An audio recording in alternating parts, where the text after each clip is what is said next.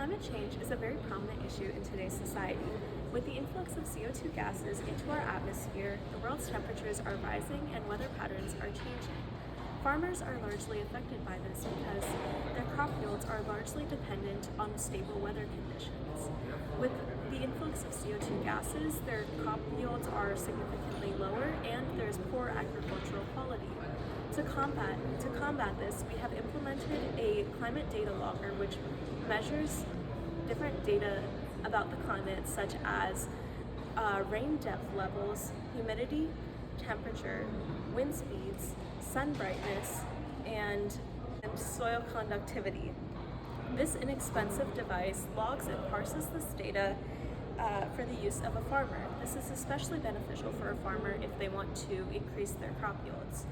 This data will also be beneficial for the citizen science movement, which allows citizens to contribute climate data for the use of climate scientists.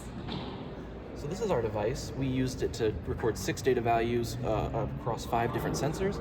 The first we have here is a humimeter, which records humidity and temperature in percentage and degrees Celsius.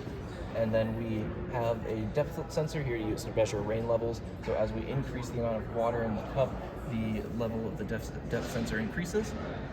Then we also have a photoresistor, which is used to detect sunlight values, and based on the brightness, different LEDs will light up.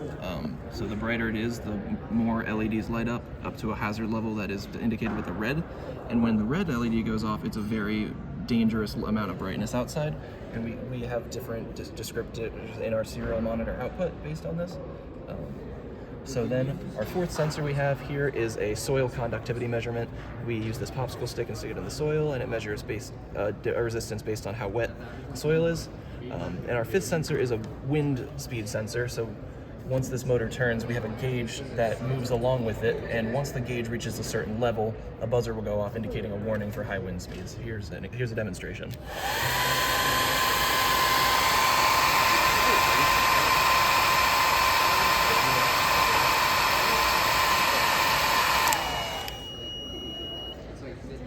And we also have different wind levels indicated here. Now, this is a very user-friendly output for the serial monitor, but we also have a code that does file output, and we process it in MATLAB. This is pre-recorded data, but when we run this code, we have 6 figures, one for each data value. We have the values of the soil conductivity here. We have the sun intensity, so as we decrease brightness, it goes down. As we increase it, it goes up. We have rain level logging. As we increase the water level, it increases. We have temperature logging, where we use the hairdryer on the humimeter, and it initially increased but then decreased a bunch. And then we also did the measured humidity with the same hairdryer technique as an increase over time. And then we also did wind speed, where we initially recorded some value where we're blowing on it, and then once we stop the hairdryer, it goes down until it levels out at 0. Now, obviously, as this is a proof of concept, we do have some things we'd improve in the future. The first being our soil measurement device. We would get an actual sensor as opposed to this makeshift popsicle sensor to improve the conciseness of our values and make our readings more accurate. We also ran into an issue with the impedance of the op amps in our circuit, and so we would probably have to work around that when we improve. And the final thing that we would do is we would probably, if we had more time, calibrate initial values for each sensor so we can give more practical outputs in our serial monitor.